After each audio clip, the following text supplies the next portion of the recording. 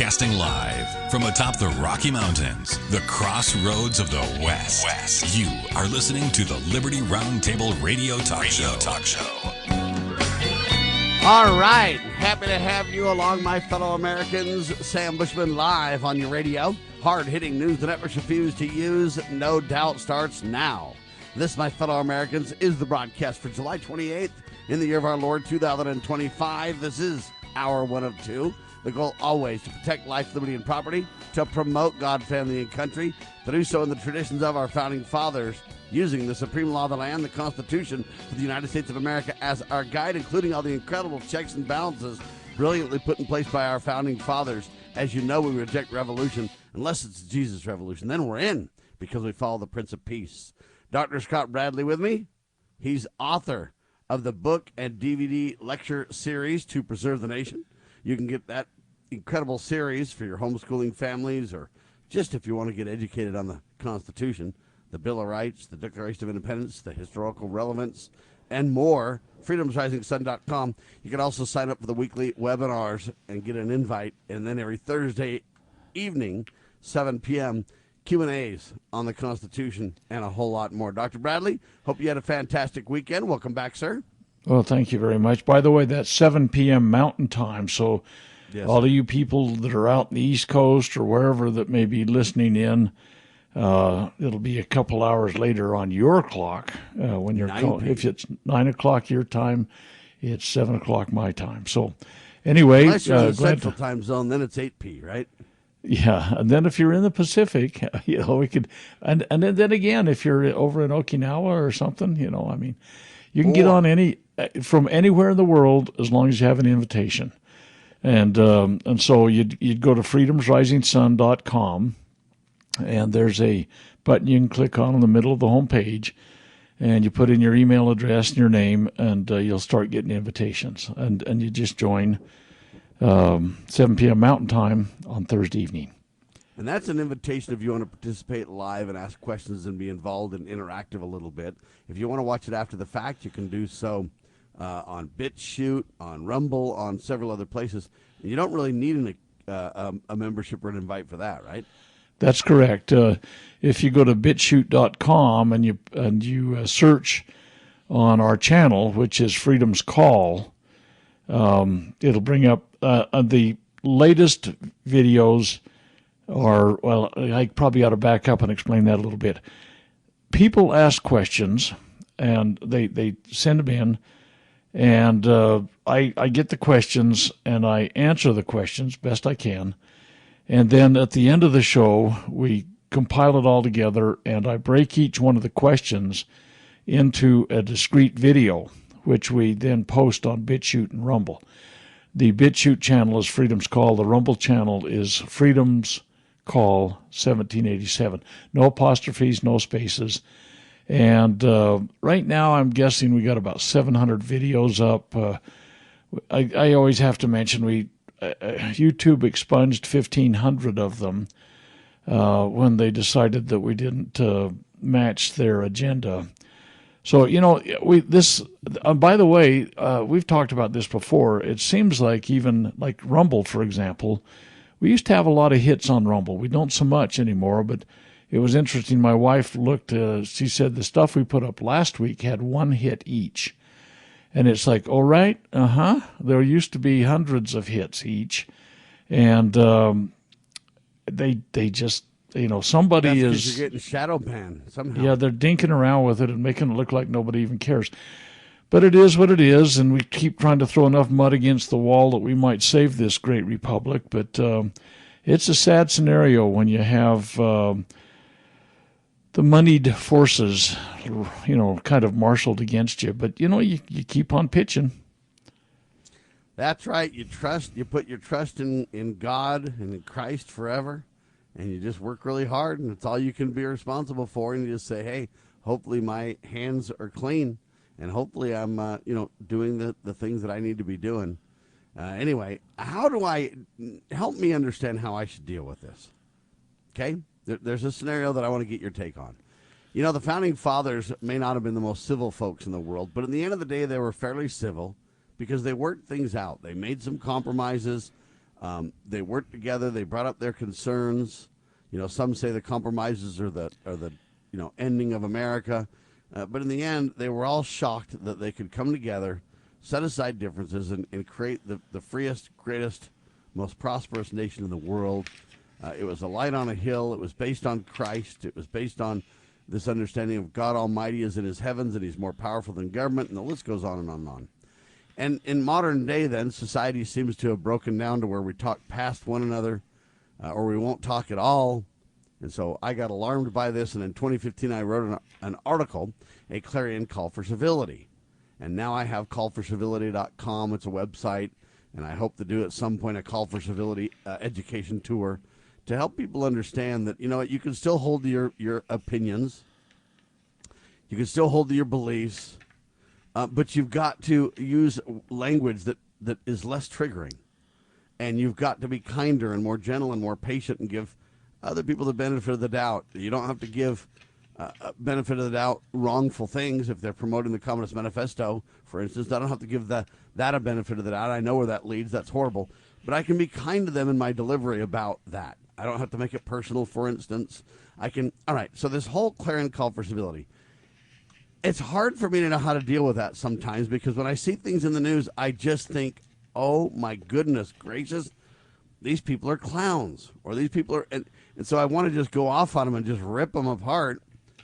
The problem is that's not a very civil action to take. And if I'm promoting the clarion call for civility, it's got to start with me. Now, I'll be the first to admit that this is something that isn't, you don't just change this overnight.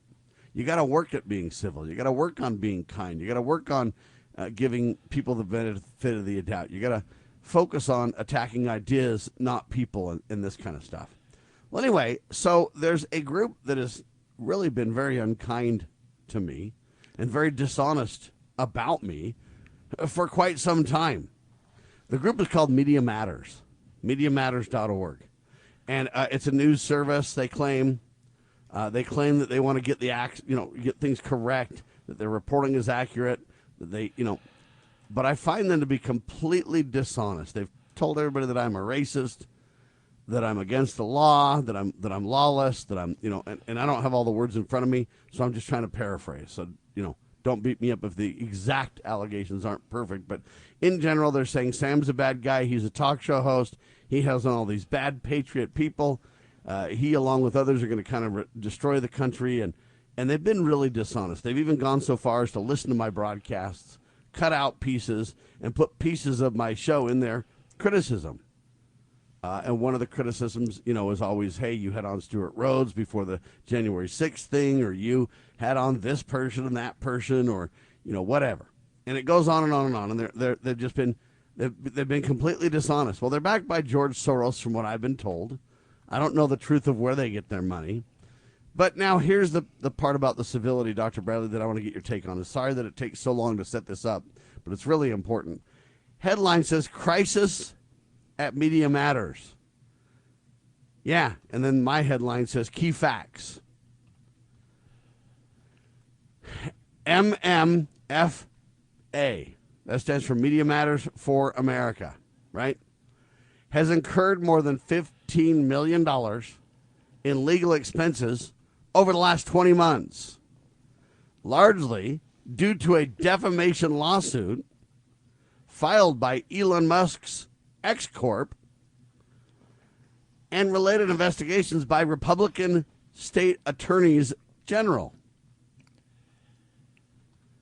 Staff reductions have been substantial, with the organization reportedly cutting at least half of its workforce amid the ongoing crisis. Internal morale is low. They say there's reported infighting among staff and reduced capacity for key investigations, especially related to FTC matters. Donor confidence has weakened, prompting delays and or outright withdrawals of contributions as backers grow wary with the embroiled organization. Media Matters leadership has publicly stated there are no plans to shut down, emphasizing their, quote, continued mission. However, behind the scenes, people are saying, hey, we got to make contingency plans, possibly closure, possibly bankruptcy that we can emerge from. Anyway, they go on and on and on. Now, here's the point, Doctor. How do I be kind, and you can answer this after the break. How do I be kind and civil and appropriate, but not take an excited victory lap over this? These people have been dishonest and attacked me forever. Now they've done it to the wrong guy, Elon Musk, and he's not tolerating it. Don't know what'll happen here, but I don't want to gloat. Anyway, how do I be civil? Hang tight. Cybercrime is exploding. Take Sarah from Sweet Delights, whose world crumbled after having to close with not being able to bounce back. Small businesses are prime targets, but the right strategies can keep yours safe. Jay Hill, CEO of Network Providers, has co-authored The Cyber Playbook Simplifies Cybersecurity for Business Owners with Strategies to avoid costly breaches and fines. Build a strong cyber attack response. Secure your business with key protections. Cyber threats aren't slowing down, but you can stay ahead. Protect your business. Ensure its security for tomorrow. Get the Cyber Playbook today at networkprovidersinc.com/cyber-playbook or call 385-446-5500 now.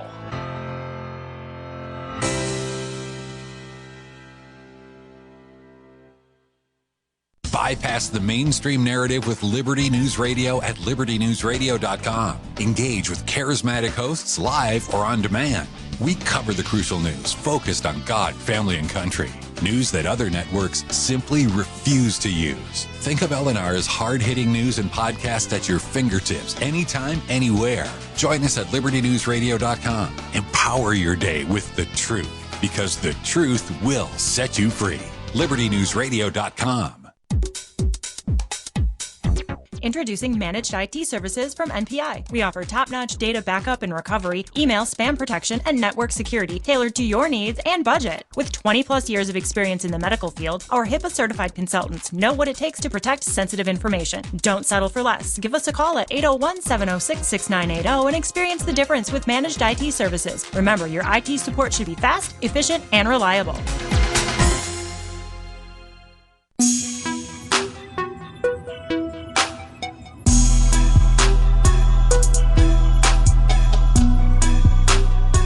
Back with you live. So Media Matters completely melting down. I don't know, big money of George Soros and company, or who knows who will save them. But Dr. Bradley, they've abused me for years. It's hard to not gloat a little bit. How do I remain civil but kind of break this news piece down for the American people? This group has been really, really disastrous in their dishonest reporting and manipulation of the truth for a long time with big money.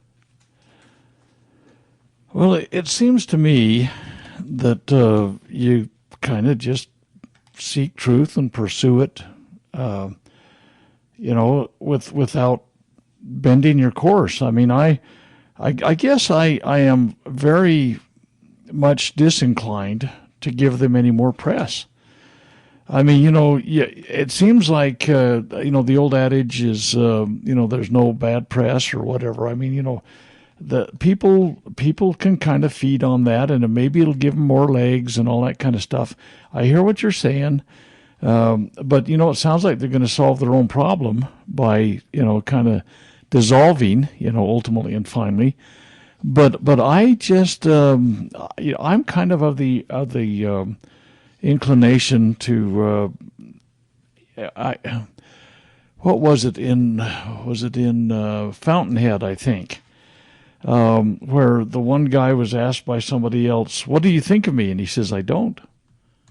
And it's about all you can do. I mean, they certainly have deep pockets at this point. But I think that the concern may just kind of vaporize, and that you can have some kind of comfort, I think, in that, and the truth ultimately will prevail with the Savior anyway. I mean, If you have integrity and you're standing before the bar of God ultimately and finally, and you've done just and noble things, I think that maybe that's its own reward. Vindication. Yeah. There's two reasons that I bring this up, and I agree with you that we shouldn't give them a lot more press. But the reason I focus on this is, they owe $15 million in legal expenses because Elon Musk sued them for defamation. And this is the point. I don't have the money to sue them for defamation, right? And I don't have the attorneys that have the guts to take it on. Every attorney I talk to are like, oh, you're a celebrity, Sam. They can say what you want. They can say what they want about you. The standards are different. But when you have big money to dig in and change the game, hey, that's very interesting. Also, they say then there's what they call related investigations by Republican state attorneys general. And that's the part that's interesting to me. It's like, hey, I've been right all along. These people have done some reporting that's not fact-based. They've done reporting that attacks people personally. And I'm proving this just goes to show that, hey, guys like me I can fight back because I've got a media stick, so to speak, or a radio tower, whatever you want to call it, virtually speaking. So I can fight back and push back, and it's not as easy for the average Joe as it might be for me. At the same time, you look at an Elon Musk, and hey, you got big money just to sue them, and you can find the right attorneys that say, I'll fight them for your money, and it changes the game. And so, hopefully we can get the truth. If they've been lying and dishonest about people, and they've created libel and slander, and they've misrepresented truths on things like that, hopefully these attorneys general will double down and get to the truth on this thing. When there's a defamation lawsuit, I hope for the truth. I don't want harm to come to these people, and I get that they have every right to broadcast what they believe and think just like I do. The First Amendment applies to them is my point. So I'm not necessarily excited and celebrating their shutdown or their demise, except for I am celebrating a little bit of accountability here to say, look, you cannot just lie with impunity like this and attack people that struggle to fight back, because someday there'll be a bigger dog to attack you. The staff reductions have been substantial. The donor confidence has weakened a lot. And I think it's good news. Because hopefully they will think a little bit harder when they decide just to lie and commit these crimes against people. I mean, the articles they've written about me are absolute bogus fabrications, Doctor. You mentioned at the outset that the founding fathers and their civility, and they're able to exchange ideas, and they met in taverns or churches, or they were out in the parks, whatever, and they discussed and they shared, and good things came out of it. And one of the things that I used to teach a lot when we taught young people, or at least I mentioned it and we reviewed it, was George Washington. When he was a young boy, he had a little book he kept, Rules of Civility and Decent Behavior in Company of Conversation. I'll just give you 4 quick examples. The 22nd one, show not yourself glad at the misfortunes of another, though he were your enemy. Number 23, when you see a crime punished, you may be inwardly pleased, but always show pity for the suffering offender. Number 49, use no reproachful language against anyone, neither curse nor revile. And number 50, I know we got to be moving on. Be not hasty to believe flying reports to the disparagement of any. And I think we need more of those. You talk about your rules of civility, or, a little bit of kindness goes a long way, anything like that. But this was the stuff that these kids wrote in their little journals. And who wrote this book? This was George Washington. He was a little boy, and it's very interesting. But he read the book. He didn't write it, right? No. These were things he copied into his. I don't know who the original author of it was, if that's what you're asking. But I see. He went in there in his kind of his, childish, almost scrawling handwriting. He wrote these things down, and these were things to give consideration. They talked about how they wore their clothes. Here's number 56. Associate yourself with men of good quality, if you esteem your own reputation, for 'tis better to be alone than in bad company. I mean, many more people could apply that today. But these were, over 100 little aphorisms or statements to live life by, and live rules of civility and decent behavior, and these were things that kind of got taught to young people, and they lived by them, through the rest of their lives. I mean, Noah Webster, another example. I mean, he wrote little aphorisms for children, history of the United States, and his advice to the young in the history of the United States. There's about honoring your parents, and parents should be entrusted with instruction of children. Children obey their parents. He talks in this about religion, and about some very common sense things. About, here's one: things around you cannot have made themselves. They must have had a creator, some being that had power to act or move and bring the stone into existence. It's interesting, just some common sense things that, and I've got lots more than you got time to listen to, but people in those days, they thought with some common sense kind of concepts that could be extrapolated into some very major, monumental kind of understandings, and here's one, for example. We live in a society that's a chaos society. We live in a society that the Big Bang Theory, there ain't no God. It just blew up one day, and this is what came out of it. But here's one out of Noah Webster's deal. God is not only all-powerful, but all-wise, and his wisdom is displayed in the admirable structure of whatever he has made.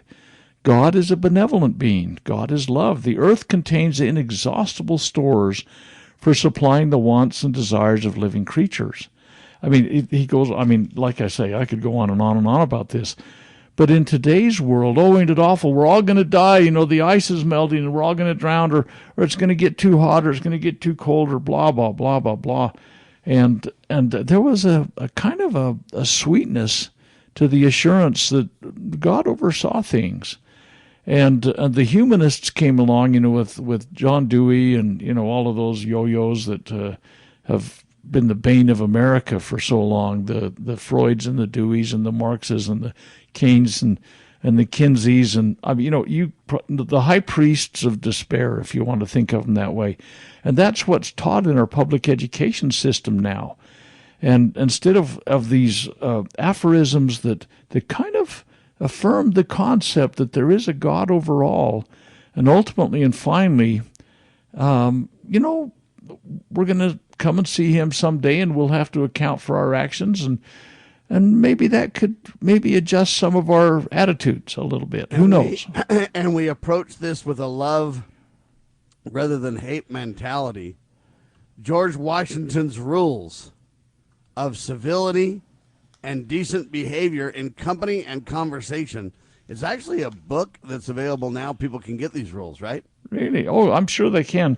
But like I say, I've gone through the ones where you kind of see it in his own handwriting, the facsimiles of those things that you say, this is what George Washington actually wrote in his own little notebook, And it's what he believed in. And so to end this conversation, I don't take delight in the demise or in the crisis that media matters. I hope they'll report the truth about me and others, but I also agree they have a First Amendment right to say things they believe but you got to not make it personal. One of the ways to avoid a lot of controversy is to avoid absolutes as well. Rarely are absolutes completely true is the point. Anyway, our prayers are with them. We hope they start reporting the truth more, and hey, we don't take delight in their demise by any means. But it is interesting that somebody's going to call them to account. All right, hang tight. Sam Bushman, Dr. Scott Bradley, freedomsrisingsun.com, continuing in seconds on your radio.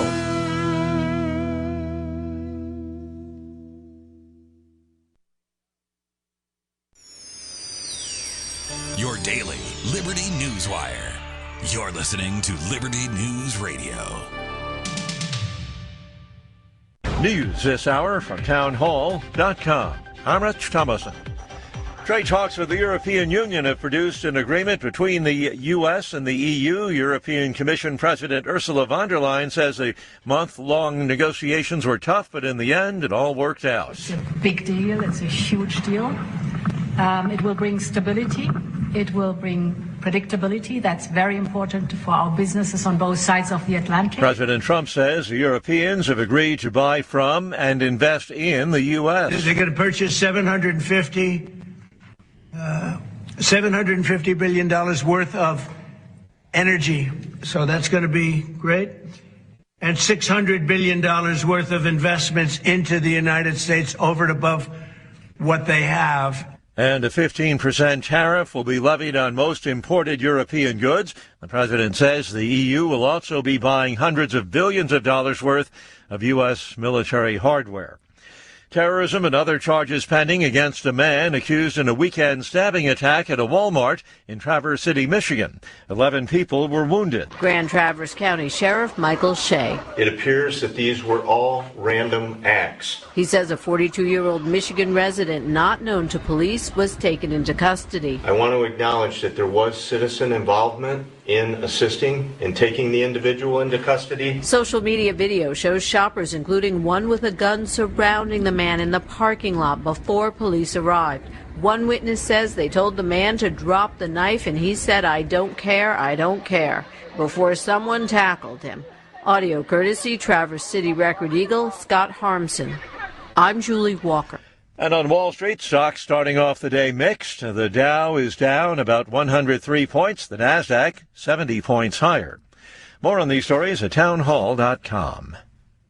Wesley Financial Group is not a law firm. Hi, I'm Chuck McDowell, the timeshare cancellation guy. In 2011, I founded Wesley Financial Group with one goal in mind, to help honest folks out of their timeshares permanently. Today, I run Wesley with my two sons, a real family business, treating every client and every employee like we'd want our own family treated. That philosophy has helped us grow into the largest, most trusted timeshare cancellation company in the United States. Fortune magazine even recognized us as one of the best places to work. Why? Because we genuinely care. In fact, some of our former clients were so moved by their experience working with us, they joined our team so they could help others to timeshare freedom. If you're stuck in a timeshare, give us a call. Let our family help your family. Call Wesley now for your free timeshare exit kit. 800-226-5454. That's 800-226-5454. 800-226-5454. Introducing PrepStartsNow.com, your ultimate guide to readiness and peace of mind. We offer practical preparedness tools, training, and education to take your family's household readiness to the next level. Browse the prep shop for essential products, check out our planning guides, and stay informed with our prep blog. Visit PrepStartsNow.com and subscribe to our emails for exclusive offers, new products, and future events. Remember, preparedness begins with PrepStartsNow.com. Former Sheriff Richard Mack recounts in his book The Proper Role of Law Enforcement, how he came to realize while working as a beat cop how wrong the all-too-common orientation of police officers is when they think of their job as being to write tickets and arrest people. Richard Mack tells of his personal transformation from by-the-number cop to Constitution-conscious defender of citizen safety and freedoms. Learn what it really means to serve and protect. Purchase your copy at CSPOA.org. That's CSPOA.org. I have a question. Can a nation conceived in liberty carry its head high if it denies protection to the youngest and most vulnerable of its citizens? Can a country founded on God-given rights continue to thrive without understanding that life is a precious gift from our Creator? I believe that great nations and great civilizations spring from a people who have a moral compass. I don't think a civilization can long endure that does not have respect for all human life, born and not yet born. I will be in earnest. I will not equivocate, and I will not excuse. I will not retreat an inch, and I will be heard. One thing I promise you, I will always take a stand for life.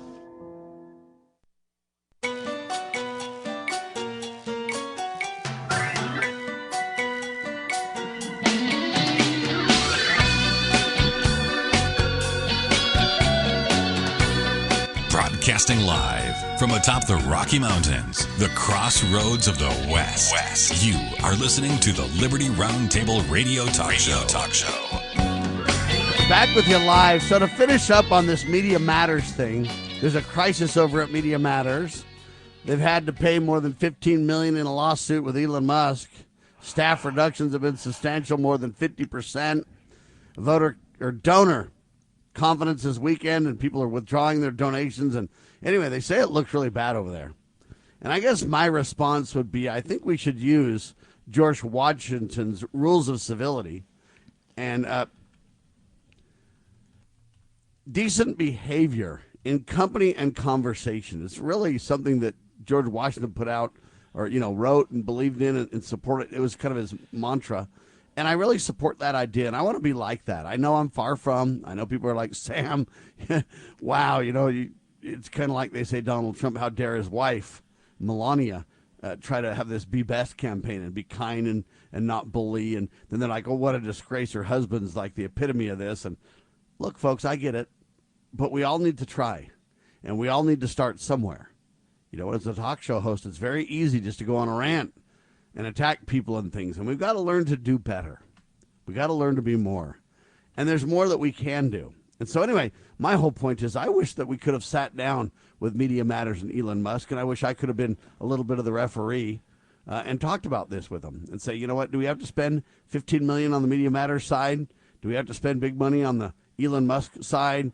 And do we have to drag through this to the courts and shut these guys down through, again, lawfare? And, hey, is there a way to come to the table with a civil discussion that could have bore better fruit than this? And it would take mediation, it would take kindness, and it would take forgiveness, and it would take patience, and it would take kind of a higher view. But it was done when they hammered out the Constitution. It can be done. Founding fathers who disagreed for years made up and became friends and set aside or buried the hatchet or whatever you want to call it.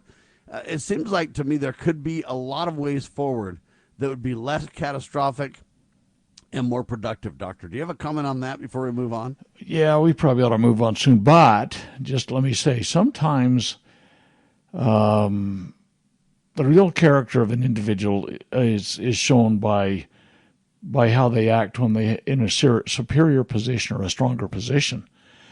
And, like, for example, YouTube, completely expunging 1,500 videos off of my my site, just poof, gone. I mean, they could do it, so they did. I mean, they were bigger and stronger, and what could I do about it, And it just comes to mind very quickly. KSL is probably the largest media monger, whatever you want to call it, in the footprint of Utah and the Intermountain area. At the beginning of the COVID con in early March of 2020, they invited me to do an on-camera interview. I gave them 28 minutes on camera. It became very apparent very quickly that they were very much in favor of compulsory, mandatory, pound everybody through a knothole about what was coming on this. Against the law, by the way, because there was no law. So let's be They clear were about completely on that count, and it became very apparent very quickly that I had a different perspective. And so I gave them 28 minutes of my time. I mean, of course, I had to travel an hour and a half each direction, and the whole nine yards. It's a lot more than just a 28-minute interview. They had a 6-minute segment they did on the COVID con, which was just building. This was the first week, I think, in March of 2020. And their agenda was to compel everyone, ultimately and finally, and you saw what a disaster this was. And the con ended up killing billions of people. Well, at least hundreds of millions of people around the world. Hundreds of millions because of the way the jab turned out. Anyway, that 28-minute interview was truncated to 9 seconds in a 6-minute segment and they only used, shall we say, cherry-picked things that were unrelated and kind of out in the metaphysical world, that made me look like a buffoon for saying anything that I said. But they used their bully pulpit to basically deceive the population that listened. And I found that, they were big and powerful. And I had there's no footprint I had, and they wanted to shoehorn me into their view, and they manipulated what I said into a 9-second part of a 6-minute on-air thing. So the big bad guys, I can see how these guys that we've been talking about, they've had running gun battle against you, and you've had very little ability to respond because they take your little snippets of pieces and weave them into things that are completely extraneous to what was even maybe being discussed. And it really makes you look like you're kind of incoherent, probably, But that's what happened. That's how they with roll. me. But anyway, so I don't mean to gloat. And right now, to some degree, Elon Musk by nature, and I guess me by secondarily involvement, we have a, good position right now.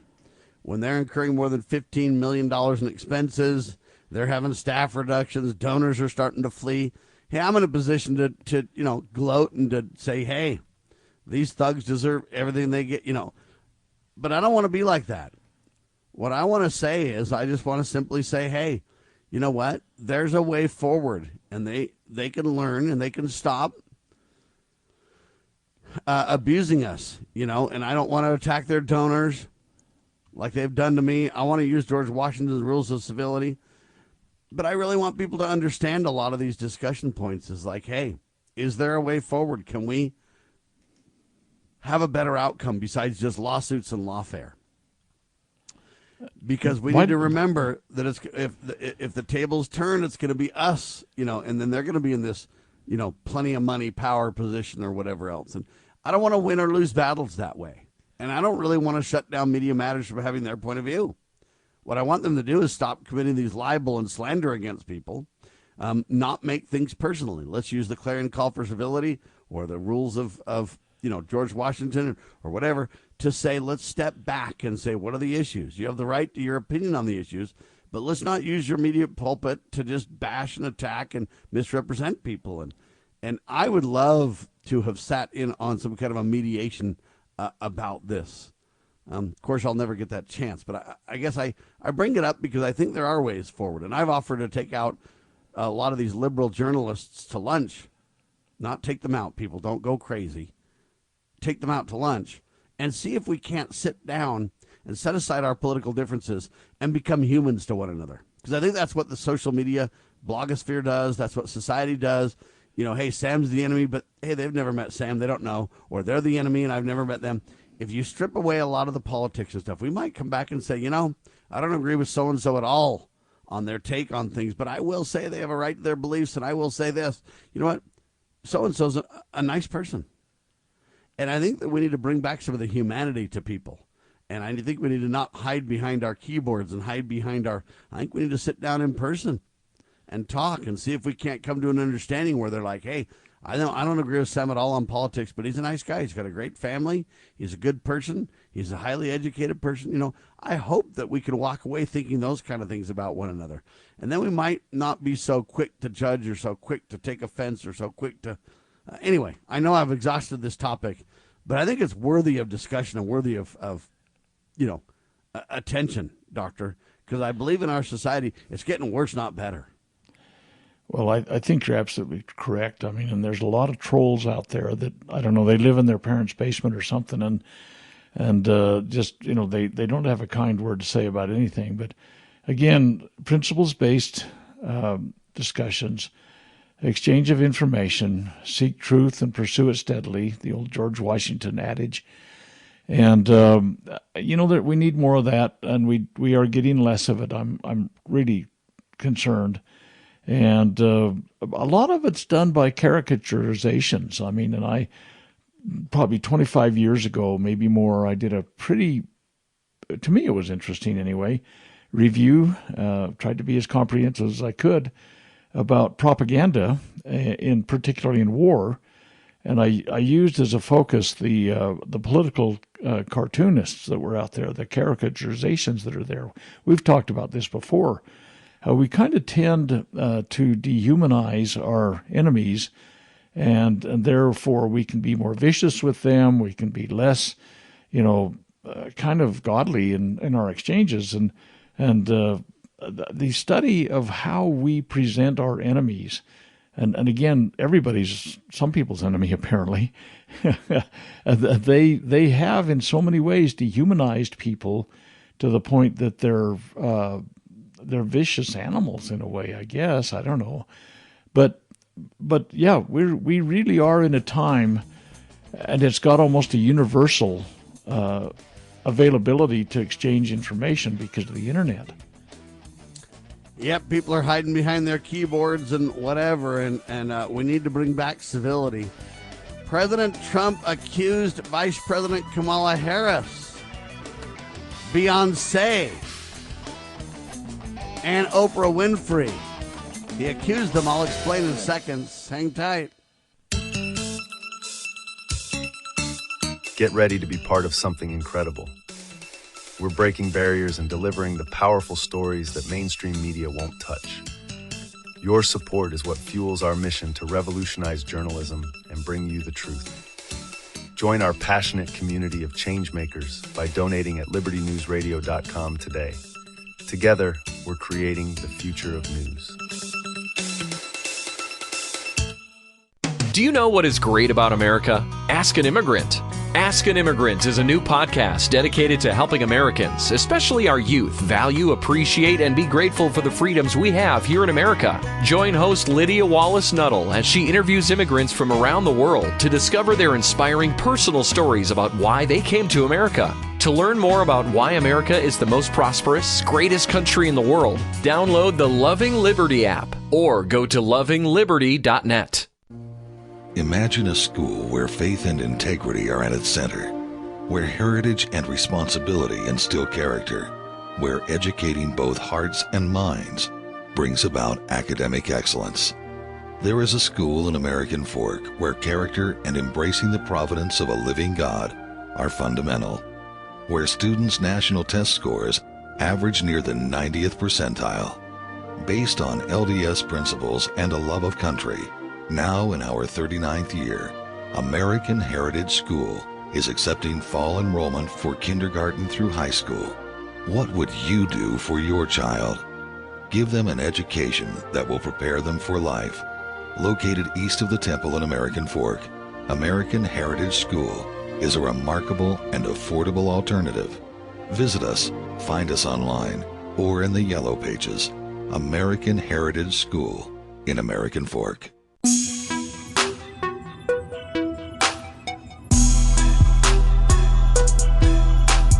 All right, so President Donald Trump accused former Vice President Kamala Harris, Beyoncé, and Oprah Winfrey of, quote, illegal endorsement payouts, citing unauthorized payments after the presidential election. Trump claimed on Truth Social that I guess they paid Beyoncé $11 million for an endorsement without her, quote, performing. Paid Oprah Winfrey $3 million and Al Sharpton $600,000 for, quote, negligible contributions. In other words, hey, they got paid big money, but they didn't really do anything except for endorse. And Trump called for prosecution of those involved in these transactions. Do you want to respond to this one, Dr. Bradley? Well, again, as there's very often with these stories, there's so much more backstory and everything like that. A lot of these federal election laws are despicable to begin with anyway, but they seem to be, shall we say, incumbent protection laws. And the fact that they were paying people, they're in a real thin ice kind of situation here with this, although they claim it, has more, they got more bang for their buck than what they did and all this kind of stuff. But to tell you how sensitive I have been to that, you remember back in 2009 on your radio network, I had a little show that we did and a little talk, jabber kind of thing. And I ran for office in 2010. And I was so sensitive to this that, you and I discussed this, if you remember back that far, Sam, that we did not want to, in any way, shape, or form, be accused of violating the law on this thing. And you look how blatantly some of these big names violate things. I mean, the little program I was doing was a pittance compared to big name endorsements and things like that. But we were super sensitive to making sure that we kept everything within the proper bounds. By the way, even at that, Dianne Feinstein, she was over the Senate Ethics Committee. That was the office I was running for in 2010, United States Senate, not Feinstein's office, but she was over the Senate Ethics Committee for the Senate. You have to do a vetting through the Senate when you run for the Senate. And, you have all sorts of financial documents you provide and history and background, blah, blah, blah.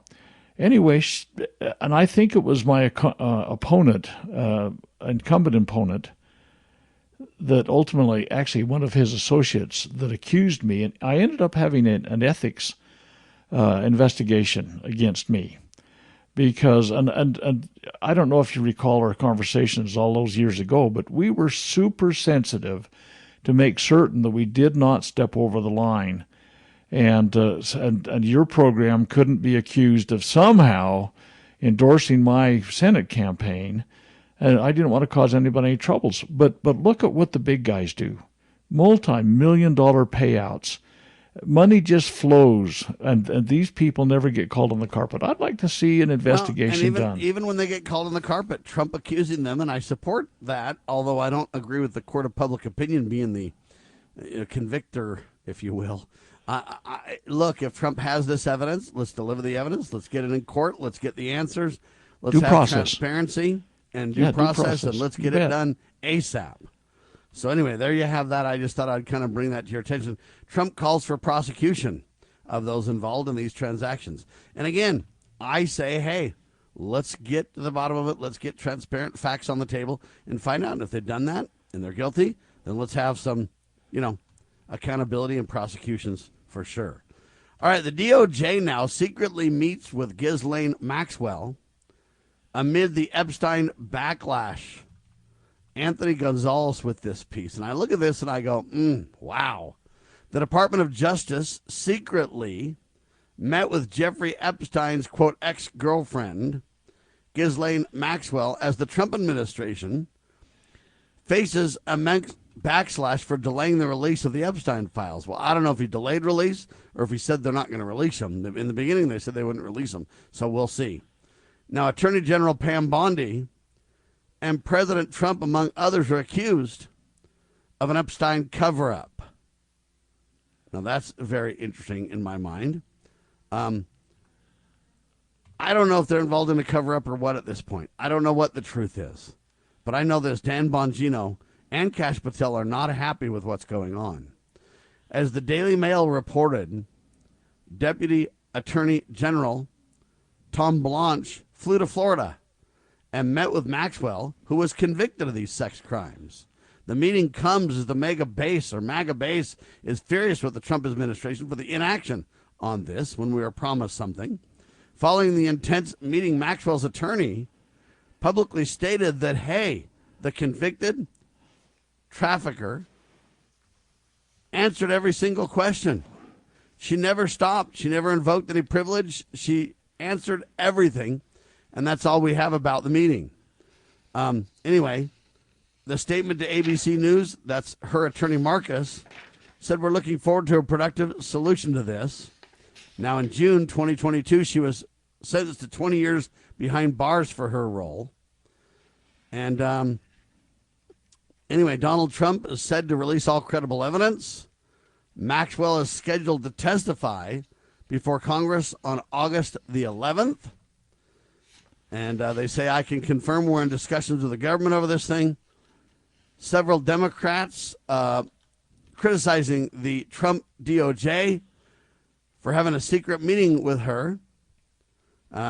Senate Minority Leader Chuck Schumer said the move was akin to high corruption. Let me be clear. Trump sending his personal lawyer, Tom Blanche, to meet with her speaks of high corruption and a conflict of interest, Schumer said. Adam Schiff criticized it as well. Trump told the press that he was not informed that his name was in the Epstein files, but others are saying he was. The list goes on and on. Well, if that's not enough, now the headline says Ghislaine Maxwell names 100 people in Epstein probe. So coming out of this meeting now, we have 100 people list of names.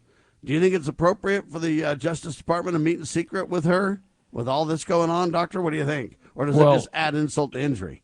Well, this is an issue that's not going away. And several of the questions that came up in our little get-together on the Q&A session last Thursday night were associated with this kind of thing. And one specifically had to do with the upcoming deposition of the girlfriend in front of the Congress and all this. I mean, this is, I think, indicative of kind of churn that somebody's kind of looking for a way to get out from under a really, really tough kind of. There isn't a good way out of this thing. I mean, Donald Trump is on the list, if there is such an animal. Donald Trump and Epstein had years of association. They kind of had a falling out apparently early in the 20s, 2002 or 3 or something like that, about some property in Florida. But honestly and truthfully, these guys were best buds. They traveled in the same circles. They associated with the same people. And as Trump's own words, he likes beautiful women just like I do, and some of them are on the young side. I don't know where that's going to go, but the fact of the matter is people are not letting go of this. And in spite of the fact that Trump and wants I would to say move rightfully so, Doctor. Well, you look at Bongino and Patel and Bondi. I mean, maybe they've all been pimped. That's a poor choice of words in this particular instance, maybe. But I think that there has been some adjustments made in their attitudes about some things from very senior levels, and the fact that Trump would suggest that his name has been never associated with Epstein's absolute travesty. His own discussions in years past have indicated his close relationship with Epstein. Whether that was untoward in any manner, I don't know. But the fact of the matter is, let's just see if we can't stop trying to obfuscate everything and let's get to the bottom. I think this gal has a lot to say. Oh, by the way, you know that she's going to be given her deposition on the 11th of August. We talked about, you mentioned that just briefly. Yes. Congress is in recess during that period of time.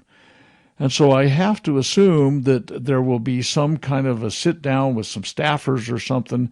They'll ask questions. They'll record it. I'm presuming.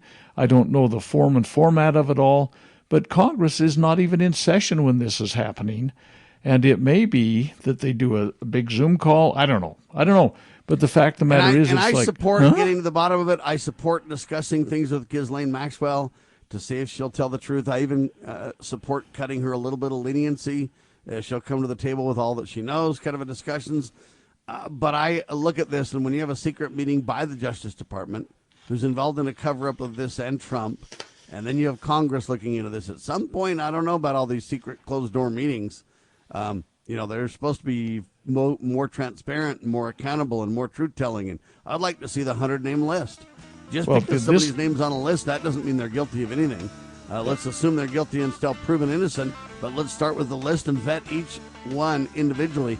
Every case matters, due process critical, but yet at the same time, accountability must be had, Doctor. Absolutely. It should be gotten to the bottom of.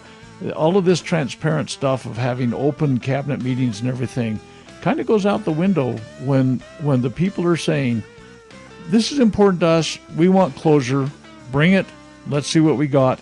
And even some insiders are really concerned about it. Rightly so. Yeah. All right. Thank you, Dr. Scott Bradley, for being alongside for the ride. FreedomsRisingSun.com. Check out your weekly webinars and more. FreedomsRisingSun.com.